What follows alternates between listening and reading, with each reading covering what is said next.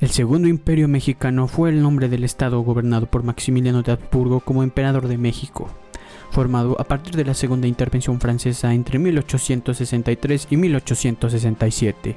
Si no sabes qué fue el Segundo Imperio Mexicano o quieres saber más acerca de este, quédate hasta el final del video. Y no olvides de darle like al video y compartirlo para que más gente lo vea, y si no estás suscrito, activa todas las notificaciones y suscríbete. Sin nada más que agregar dentro del video.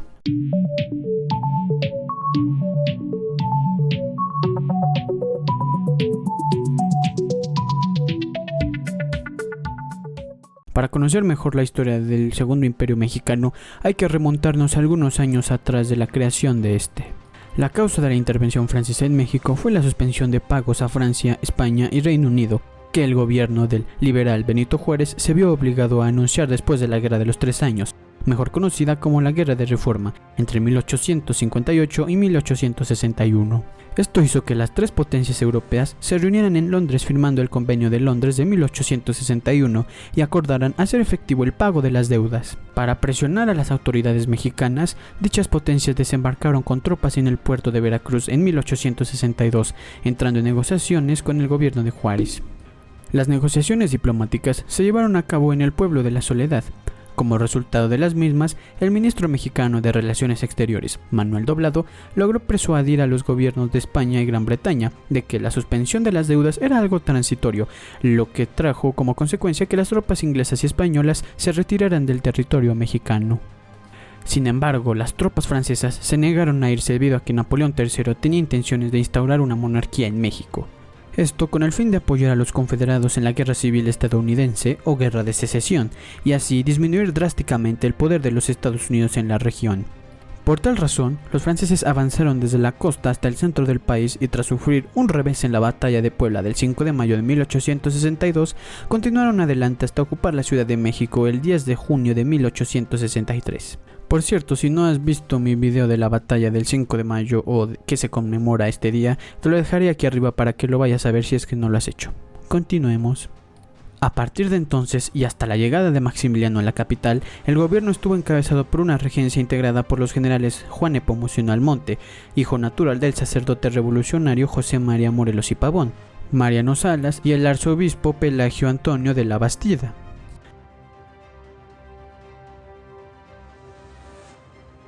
Ofrecimiento de la corona.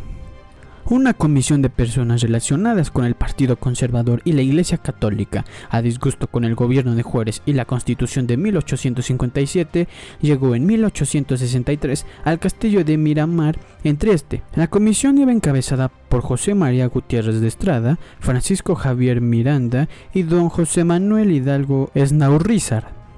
El 10 de julio de 1863, la Junta de Notables emitió el siguiente dictamen. La nación mexicana adopta por forma de gobierno la monarquía moderada, hereditaria, con un príncipe católico. El soberano tomará el título de emperador de México. La corona imperial de México se ofrece a su majestad, el príncipe Maximiliano Archiduque de Austria, para sí y sus descendientes. En caso de que, por circunstancias imposibles de prever, el archiduque Maximiliano no llegase a tomar posesión del trono que se le ofrece, la nación mexicana se remite a la benevolencia de su majestad Napoleón III, emperador de los franceses, para que le indique otro príncipe católico. Maximiliano y su esposa Amalia Carlota de Bélgica llegaron a la Ciudad de México en junio de 1864. El emperador pronto desilusionó a los conservadores, pues puso en práctica ideas progresistas liberales. Por ejemplo, incorporó en su gabinete a varios liberales moderados, se negó a anular las leyes de reforma y rompió relaciones con el representante del Papa. Desde su proclamación como emperador, intentó dotar al país de un congreso y una nueva constitución, pero solamente se elaboró el Estatuto Provisional del Imperio Mexicano en abril de 1865.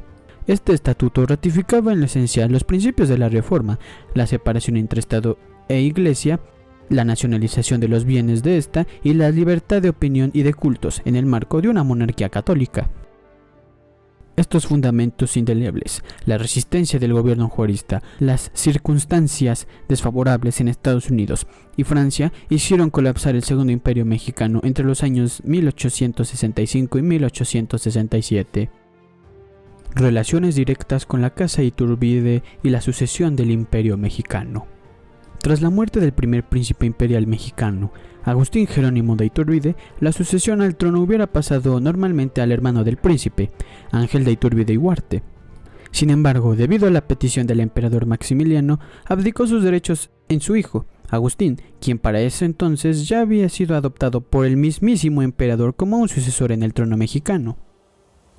Así, el 15 de septiembre de 1865, Maximiliano concluyó un acuerdo con la familia Iturbide, por el cual adquiere la adopción de los nietos del emperador Agustín I, Agustín de Iturbide y Green, y a su primo Salvador de Iturbide y Marzán. El joven Agustín fue designado príncipe heredero, unificando el primer imperio y el segundo imperio mexicano. El 9 de septiembre de 1865, Maximiliano y los jefes de la familia Iturbide firmaron el Pacto de Chapultepec, un tratado conforme a la adopción, honores y pensiones de los miembros de la familia. Apoyo de Estados Unidos al gobierno juarista. En Estados Unidos, el gobierno de Abraham Lincoln se declaró en un principio neutral en el conflicto mexicano, y aunque nunca desconoció a Benito Juárez, le impidieron adquirir pertrechos y armas. Cuando Juárez se estableció en Paso del Norte, Ciudad Juárez, el bando antiesclavista, los Camisas Azules, del norte de los Estados Unidos, cambió de política y se opusieron a cualquier presencia francesa en las zonas fronterizas con los Estados Unidos. Una vez derrotado el bando confederado, el presidente Andrew Jackson otorgó un préstamo al gobierno juarista, le vendió armas y exigió el retiro de las tropas europeas. Con ello aplicaba la doctrina Monroe. Mientras tanto, en Francia, del otro lado del océano Atlántico, Francia liberaba una guerra contra Prusia, en la Guerra Franco-Prusiana. En esta guerra, Prusia buscaba la reunificación alemana. El desenlace culminó en que Francia cedía las provincias de Alsacia y Lorena a Prusia, formando así el Imperio Alemán. Como consecuencia de esto, Francia tuvo que retirar tropas de México para enviarlas a la batalla contra Prusia, dejando solo a Maximiliano con las pocas tropas conservadoras que quedaban en México. Esto provocaría que Maximiliano se quedara con poco apoyo militar y, como consecuencia, el imperio empezó a perder territorio ante los liberales juaristas. Para octubre de 1866 y enero de 1867, año en que el emperador decidió que no abdicaría, dados los continuos avances del bando republicano, la actividad legislativa decayó.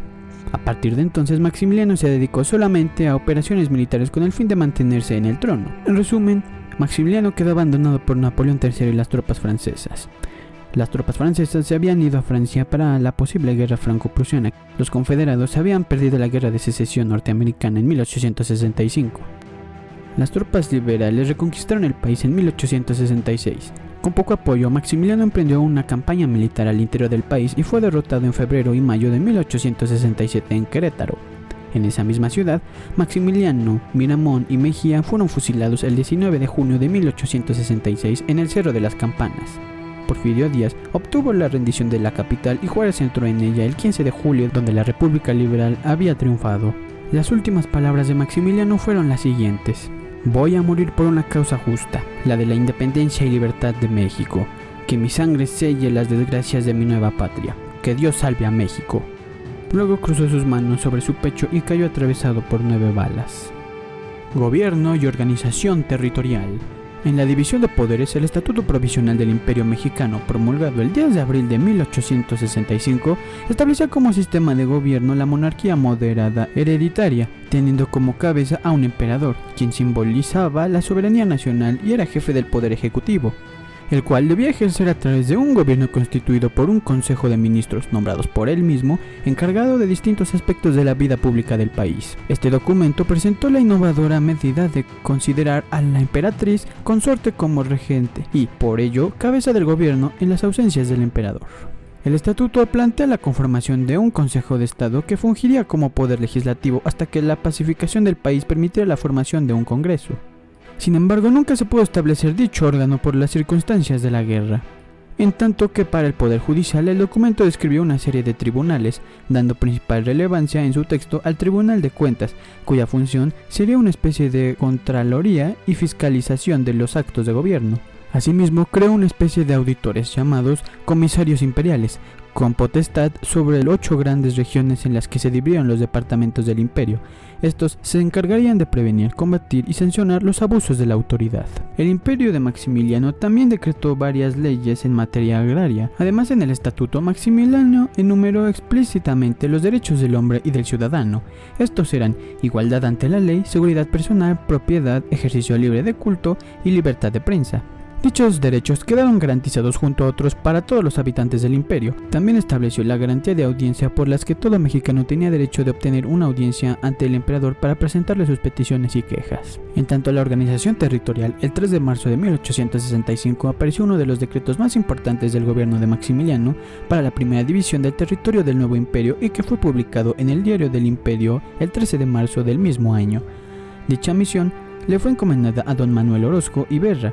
Algunas cosas que el imperio de Maximiliano y Carlota nos dejaron como legado histórico-cultural. El alcázar del castillo de Chapultepec. A su llegada a la capital, Maximiliano y Carlota se establecieron en el castillo de Chapultepec, un palacio virreinal construido en lo alto del Cerro del Chapulín. Además de traer de Europa muebles, tapices, alfombras, obras de arte, vajillas y demás artículos finísimos que hasta la fecha se encuentran en exhibición, el emperador contrató a varios arquitectos a fin de establecer un nuevo palacio al que, por cierto, llamó Miravalle. Se dice que, para él, construir castillos con terrazas ajardinadas era sinónimo de felicidad, de ahí que también ordenara la creación del jardín situado en la azotea del edificio. Paseo de la Reforma. Debido a que en ese momento se consideraba que el castillo de Chapultepec estaba retirado de la Ciudad de México, Maximiliano mandó la construcción de un bulevar que lo conectara directamente con el Palacio Imperial, hoy Palacio Nacional. En un principio, la vía se llamó Paseo de la Emperatriz en honor de su esposa. Sin embargo, dicho nombre fue cambiado tras la caída del Segundo Imperio Mexicano. Por iniciativa presidencial, en 1872 se le dio el nombre definitivo de Paseo de la Reforma. Hoy en día, Reforma es una de las principales arterias de la capital del país y quizá la más bella. Cuenta con emblemáticos monumentos como la Diana Cazadora y el Ángel de la Independencia, y ha sido testigo de innumerables marchas, paseos ciclistas y hasta festejos futboleros. Enchiladas suizas. Tortillas dobladas y rellenas de pollo deshebrado, bañadas en salsa verde o roja y cubiertas de crema y queso gratinado. Aunque se llamen así, no vienen del pequeño país de los quesos y los relojes, sino de la casa imperial de Maximiliano. Cuenta la leyenda que ese delicioso platillo recibió su nombre por su cubierta de crema y queso, la cual hace recordar la nieve de los Alpes suizos. Existen otras historias, como por ejemplo la historia que comienza a mediados del siglo XIX, durante el imperio de Maximiliano. Había un hombre, el mayordomo de Maximiliano, que se encargaba de la alimentación del emperador. Al caer el imperio, este hombre y su familia huyeron a Coahuila, su lugar de origen, y con ellos se llevaron gran cantidad de recetas. La Revolución Mexicana fue dura en el norte, obligando a la familia del antiguo mayordomo a emigrar a la capital del país, con la necesidad de ganar dinero y un baúl lleno de recetas de la familia imperial. La familia del antiguo mayordomo puso un restaurante llamado Café Imperial. Sería en este café donde nacerían las enchiladas suizas. También hay otras versiones, por ejemplo en estas dos. En la primera se cuenta que la esposa del mayordomo le ponía nombres a los platillos del café relacionados con la casa de Habsburgo. Así, el restaurante tendría platillos como las enchiladas suizas. Estas últimas pasarían a la historia y seguirían preparándose en los restaurantes que ocuparon el lugar tras el cierre del Café Imperial, hasta la llegada de los hermanos Sanborns, quienes les darían a las enchiladas suizas una gran fama.